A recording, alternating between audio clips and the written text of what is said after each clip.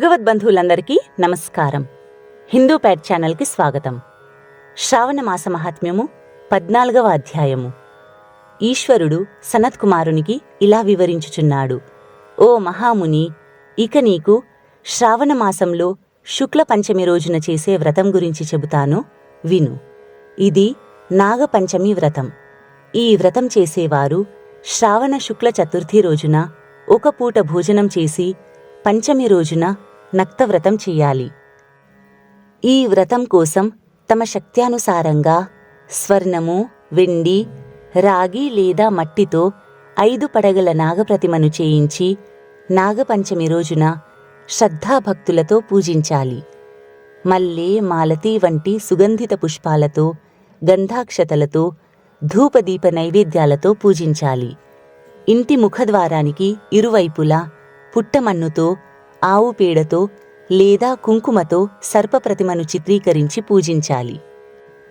అనంత, వాసుకి, శేష, పద్మనాభ, కంబల, కర్కోటక, అశ్వ, ధృతరాష్ట్ర, శంఖపాల, కాళీయ మరియు తక్షక వంటి సర్పాల కులాధీశులను మరియు నాగమాత కద్రు యొక్క చిత్రాన్ని పసుపు చందనాలతో గోడపై చిత్రీకరించి ఫలపుష్పాలతో పూజించాలి.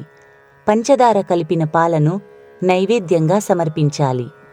బ్రాహ్మణులకు నేతితో చేసిన లడ్డూలు మరియు క్షీరాన్నం వంటి శ్రేష్ఠ భోజనం సమర్పించాలి. పాలతో చేసిన కేసరి, శనగలు, గోధుమ ధాన్యాలతో చేసిన పదార్థాలను నైవేద్యంగా సమర్పించిన పిదప ఆ ప్రసాదాన్ని భుజించాలి. ఈ ప్రసాదాన్ని పిల్లలకు కూడా పంచాలి. ఈ ప్రసాదం స్వీకరించడం వలన పిల్లలు ఆరోగ్యవంతంగా ఉంటారు. ఈ రోజున ఇనుప పాత్రలలో వంట చేయకూడదు. స్త్రీలు వస్త్రాలంకరణలతో అలంకరించుకొని పుట్ట వద్దకు వెళ్ళి పూజించి అచ్చట గీతవాద్యాలతో ఉత్సవం జరపాలి. ఈ విధంగా చేసిన వారికి సర్పభయముండదు. ఓ విప్రా, లోక కళ్యాణార్థం నీకు ఇంకా కొన్ని విషయాలను చెబుతాను, విను. సర్పము తమోగుణయుక్తము కావున సర్పదర్శన మాత్రాన్ని అధోగతి కలుగుతుంది. ఇందులో సందేహం లేదు. కావున నియమం ప్రకారం ఏకభుక్త విధిని గ్రహించి సర్పప్రతిమను నిర్మించి బ్రాహ్మణులతో సహా పూజించాలి.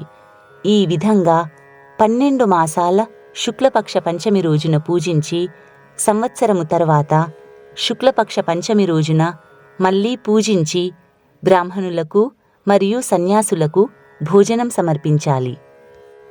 శ్రద్ధాభక్తులతో ఈ వ్రతాన్ని ఆచరించే వారి క్షేమార్థం నాగులకు స్వామి అయిన శేషుడు మరియు వాసుకి, శ్రీహరికి మరియు శివునికి చేతులు జోడించి ప్రార్థిస్తారు.